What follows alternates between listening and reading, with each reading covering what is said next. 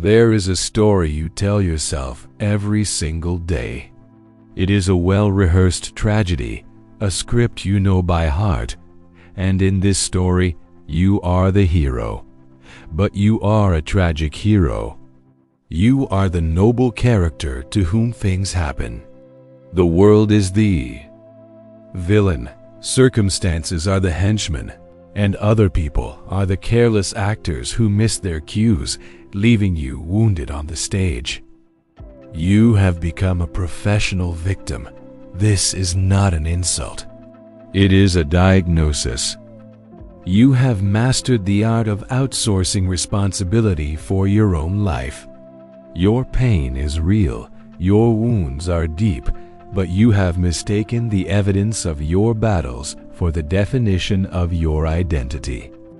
You have built a throne out of your scars, and now you rule over a kingdom of one, a kingdom of quiet resentment and powerless suffering. This mindset is a spiritual poison. It is a direct contradiction to the image of God in which you were created. The scripture is clear on this, a foundational truth for your very soul, for God has not given us a spirit of fear, but of power and of love and of a sound mind. To live as a victim is to operate with a spirit you were never given. God did not create a victim. He created a victor. He placed within you a divine spark of agency, the sacred power of choice.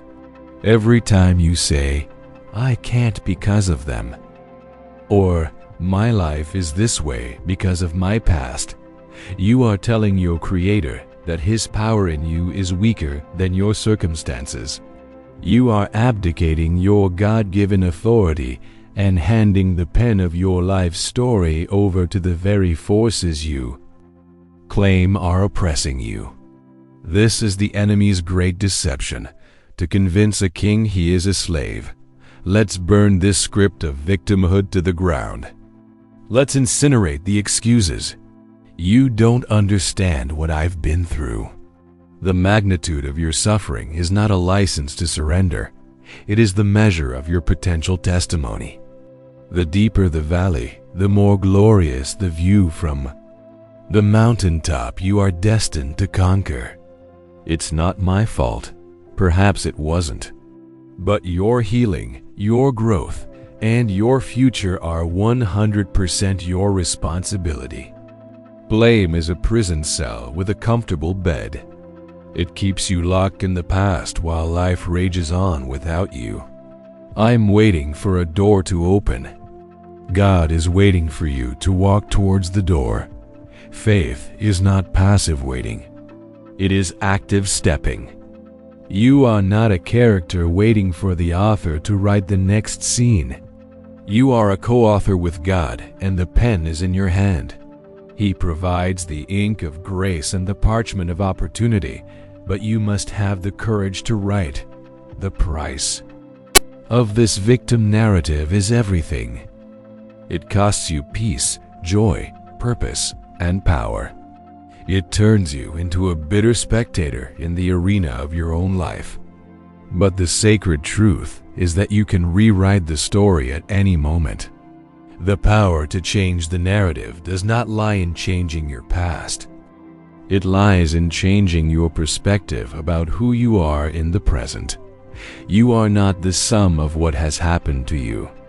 You are what you choose to become with what has happened to you. This is the essence of spiritual power.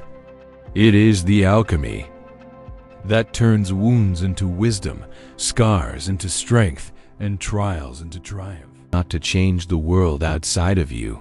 The battle is to reclaim the authority inside of you. It is a declaration of sovereignty over your soul.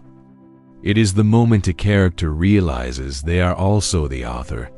You have heard these words, and they have struck a chord in a place you thought was silent. The part of you that is tired of the old story, the part that yearns for a new chapter, is awake. You are not a victim for having listened. You are a revolutionary standing at the dawn of your own liberation. A seed has been planted. It is the seed of authorship. It is the radical, terrifying, glorious idea that you are no longer just a character. This idea cannot be unplanted. The realization of your own power has begun, and it cannot be reversed. This is your turning point. This is where the plot twists. When you write, "I am the author," in the comments, it is more than a statement. It is a seizure of power. It is you taking the pen back. It is a declaration to heaven and hell that the days of being a passive character are over. This channel is not a library of stories. It is a writer's room. It is a workshop for souls who are actively co-authoring their destiny with God. Subscribing is not an act of consumption. It is an act of creation. You are joining a fellowship of authors who refuse to let anyone else write their ending. Now go, close this screen, pick up the pen, write one sentence of your new chapter with your actions.